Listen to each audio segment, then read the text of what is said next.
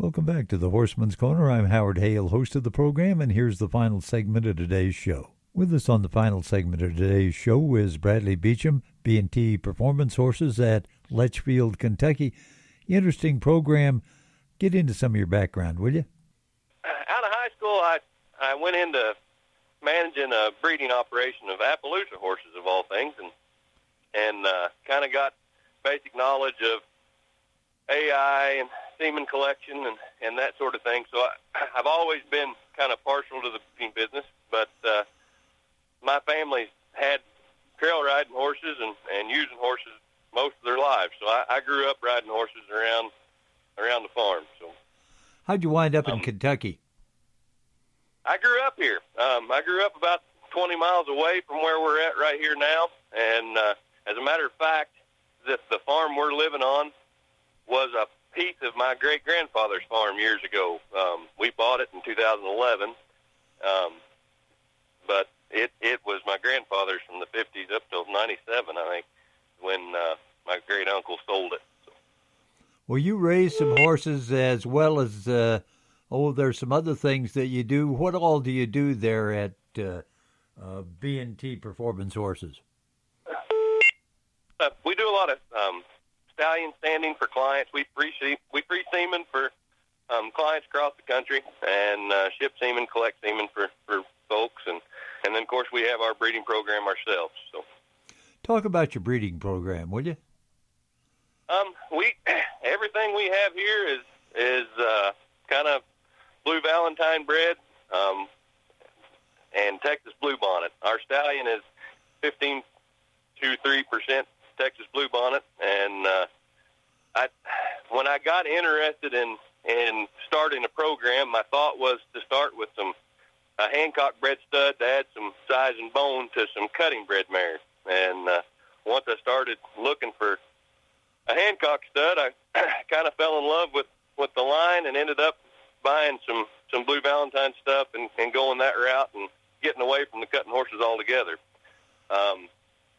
All of our mares are, we start everything under saddle and ride them and make sure that they're exactly what we want before they go into the broodmare program. Our stallion rides, we've shown him in some ranch horse versatility stuff, and try to prove all of our horses before we make any baby. Well, how did those Hancocks cross on the cutting bred mares? It worked. I like it really well. I just got to where I was really partial to staying with the Blue Valentines, and I went to come to the source several years in a row there, and one thing that always stood out to me is you'd hear Chip Merritt say that Blue Valentine wouldn't be near the horse he was if it wasn't for a horse called Texas Blue Bonnet, who was the son of Joe Hancock. So doing a little research on that seemed to be a line that was kind of getting forgotten in a lot of ways. Of course, it's from the 20s and 30s, so it's hard to preserve that blood from that time. But anyway, I started looking for horses with 12 to 16% Texas Blue Bonnet, and that seems to be kind of where we're at now as high percentage, and trying to preserve that blood. So, okay, what is it that you really like about those horses? Why have you really settled on that? Well, the trainability is there.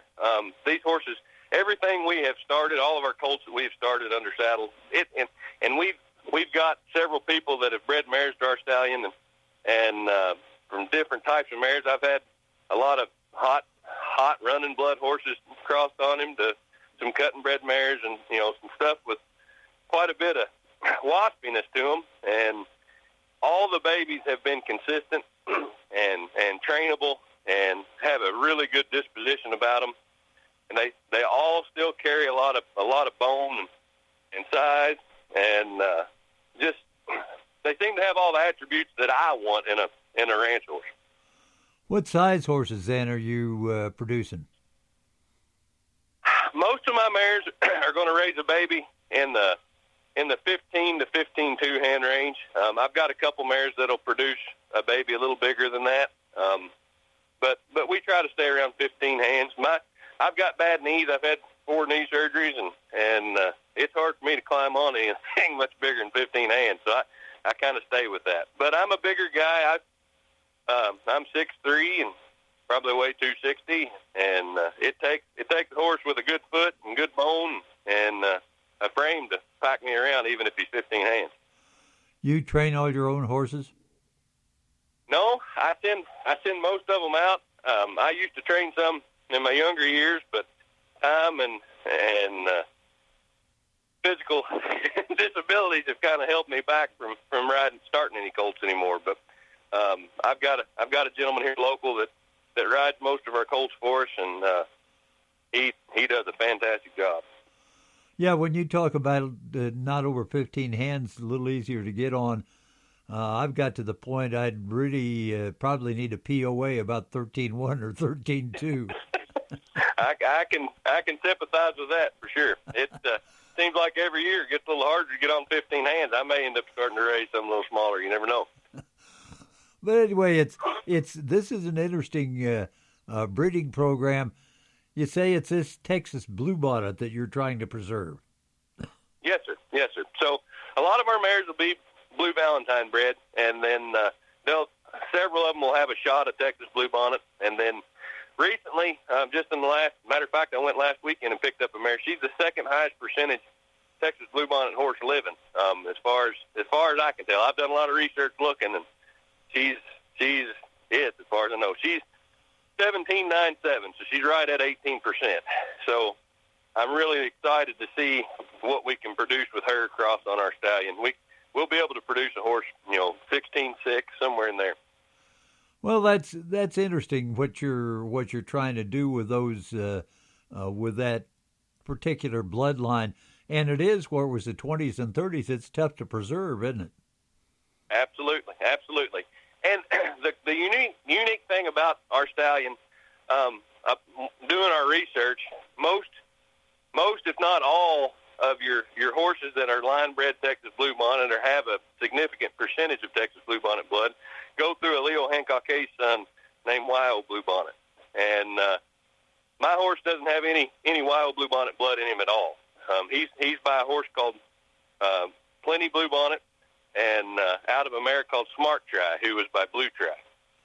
And that, not having that Wild Bluebonnet, I'm able to look for those higher percentage Wild Bluebonnet mares and be able to cross those back onto him and not get too tight on the Wild Bluebonnet blood and still hold our size and bone. That bone and foot sometimes has been neglected in some of these horses that have really been bred for a particular event, hasn't it? Absolutely, absolutely. It's funny you mentioned that. I bred a mare for a client last year, and when that mare had her foal this year, they're running bred people. They chase barrel horses and kind of high dollar barrel horses. And when that baby was born, he said, "Good gravy." He said, "That horse has got hocks as big as a full grown horse." And he was a day old. But these babies have a lot of foot and a ton of bone, and man, it's something that the industry is lacking tremendously as we go further on. I think you're correct in that aspect. You say you're showing your stud in some ranch horse events? Yep, we do. We did some ranch horse versatility with him a couple of years ago. I haven't shown him for a couple of years, but we showed him. Of course, it's a 7-class deal, so it's an all-day deal. You'll go in and show a cutting class. He'll do a ranch roping. There's confirmation. There's a trail class, reining, working cow horse, and a rail class, walk, trot, lope on the rail. Yeah, when it takes a pretty doggone good horse to do well in that event. Absolutely, absolutely. He always placed in the top 3 or 4 in every show we went to in every class. He did really, really well, and he was always in the top 10 at the end of the year. So kind of a cool thing, no more than we showed him, and I'm pretty proud of him for that. How about the state of Kentucky is a place for quarter horses? Getting to be a pretty good environment for the quarter horse there, isn't it? Yeah, we've got several, and it's growing. And this ranch horse thing has really helped make it explode. Really, American Ranch Horse Association is based out of Kentucky, and then there's a local ranch horse association here that's Kentuckiana Ranch Horse Association, and it's based out of right around Louisville, so it covers southern Indiana and Kentucky, central Kentucky, and man, it's brought a lot of people to the front of the quarter horse and the versatility of a ranch horse, and it's done a lot to help the horse market around here, really. Yeah, and how wide, from how far away do you sell horses? Of course, you guys have got a sale coming up, don't you? Absolutely. Blue Valentine Driftwood Heritage Production Sale. Matter of fact, it starts, it's online only this year. It starts tomorrow and goes through next Saturday, the 19th.